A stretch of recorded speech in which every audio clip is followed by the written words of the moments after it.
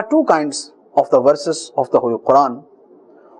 Some are called muhkamat and others are called mutashabihat. Muhkamat are those verses whose meanings are clear. One who knows Arabic language and Arabic literature, he can understand the meanings of those ayat. And mutashabihat are those ayat whose meanings are very difficult to understand. Just through Arabic language, none can understand the meanings. Are the meanings, apparent meaning, the literal meanings are easy to understand, but what is meant by those, that is difficult to understand. As for example, huruf-e-muqatta'at, alif lam mim, ra, ha mim, yasin, taha. What is the meaning of these separate letters? We don't know, and we are unable to understand the meaning. Then there are some ayat whose apparent meaning and whose literal meanings are easy to understand according to Arabic language, as yadullahi fawqa aydihi, the hand of Allah is over their hands, or فَأَيْنَمَا تُوَلُّوا فَثَمَّ وَجْهُ اللَّهِ, wherever you turn your faces, there is the face of Allah. So the word wajhullah and yadullah both are easy to understand according to the literal meaning. But what is meant by these two, that is difficult to understand. Because Allah Azza wa Jal is free from body. He has free from this kind of form, the bodily form. So now, what is meant by these two words, yadullah and wajhullah? So there are many ayat like that. So we know the literal meaning, but what is meant by those words, we don't know. These kinds of ayat are called mutashabihat. We as Muslims believe in all. We believe in ayat muhkamat and we believe in ayat mutashabihat as well. But we leave the meanings of mutashabihat to Allah. That Allah knows better.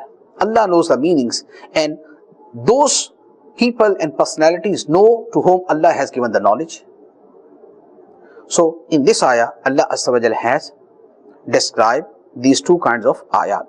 هُوَ الَّذِي أَنزَلَ عَلَيْكَ الْكِتَابَ مِنْهُ آيَاتٌ مُحْكَمَاتٌ هُنَّ أُمُّ الْكِتَابِ وَأُخَرُ مُتَشَابِهَاتٌ فَأَمَّا الَّذِينَ فِي قُلُوبِهِمْ زَيْغٌ فَيَتَّبِعُونَ مَا تَشَابَهَ مِنْهُ ابْتِغَاءَ الْفِتْنَةِ وَابْتِغَاءَ تَأْوِيلِهِ وَمَا يَعْلَمُ تَأْوِيلَهُ إِلَّا اللَّهُ وَالرَّاسِخُونَ فِي الْعِلْمِ يَقُولُونَ آمَنَّا بِهِ كُلٌّ مِّنْ عِنْدِ رَبِّنَا وَمَا يَذَّكَّرُ إِلَّا أُولُو الْأَلْبَابِ.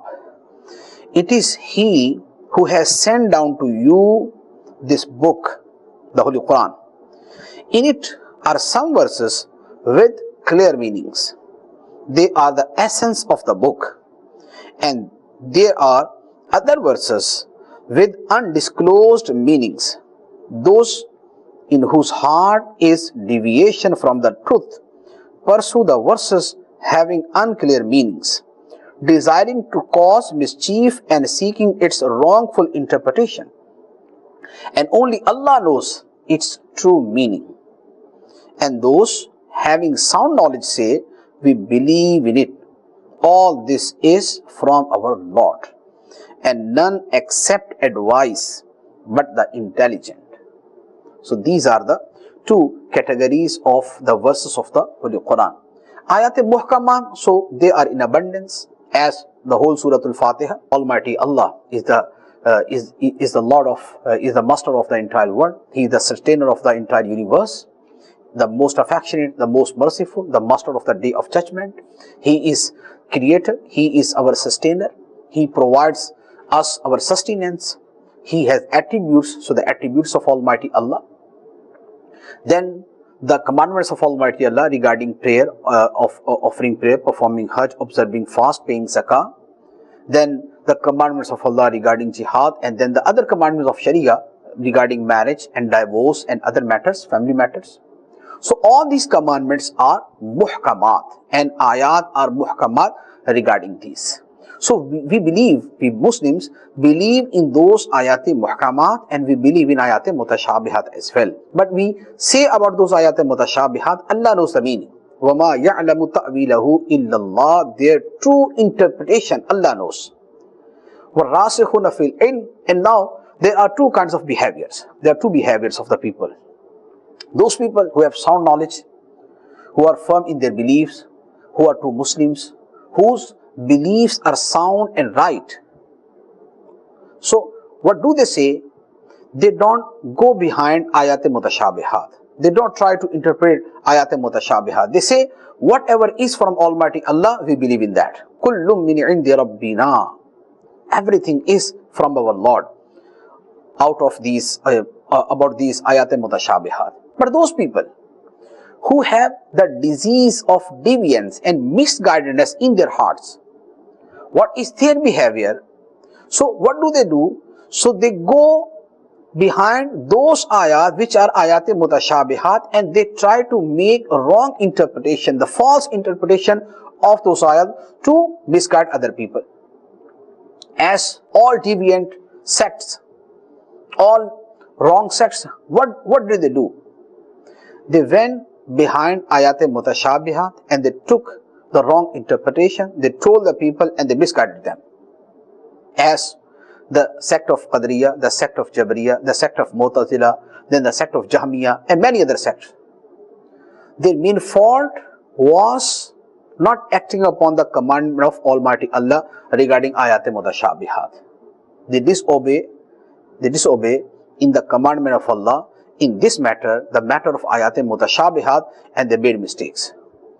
They got misguided and they made other people misguided as well. They misguided other people as well. But as we, alhamdulillah, we have sound beliefs and we are sahihul aqidah, we say amanna bihi. We believe in the whole Quran. We believe in each and every verse and every word of Quran. Kullum min indi rabbina. Everything is from our Lord. Then, because this is the matter of guidance and misguidedness, this is the matter of guidance and deviance from truth and from the right path, so it is very important to keep us on right path. It is very important to keep us on right path. That's why in the first surah of the Holy Quran, Allah Azza wa Jal has taught us that particular supplication to be on right path. That's why in every prayer, in our qiyam, we supplicate in the court of Allah, Ihdina as-sirat al-mustaqim. Oh Allah, keep us on the right path. Sirat al-ladina an'amta alayhim, the path of those people to whom you have favored. Oh Allah, keep us on a right path. And here Allah Azza wa Jalla has taught us another supplication, and it is very important as well. If we keep this prayer in our routine, so it would be beneficial as well. So in the next ayah, Allah Azza wa Jalla has taught us that supplication. رَبَّنَا لَا تُزِغْ قُلُوبَنَا بَعْدَ إِذْ هَدَيْتَنَا وَهَبْ لَنَا مِن لَّدُنْكَ رَحْمَةً إِنَّكَ أَنْتَ الْوَهَّابُ. O our Lord, do not cause our hearts to deviate after you have guided us, and bestow mercy on us from yourself. Indeed, you only are the best provider. Oh Allah, you have guided us, you have kept us, you have brought us on the right path, the path of Islam, the path of Sunniyat. So oh Allah, never let us be misguided. Oh Allah, never show upon us your mercies, and never let us to be deviate.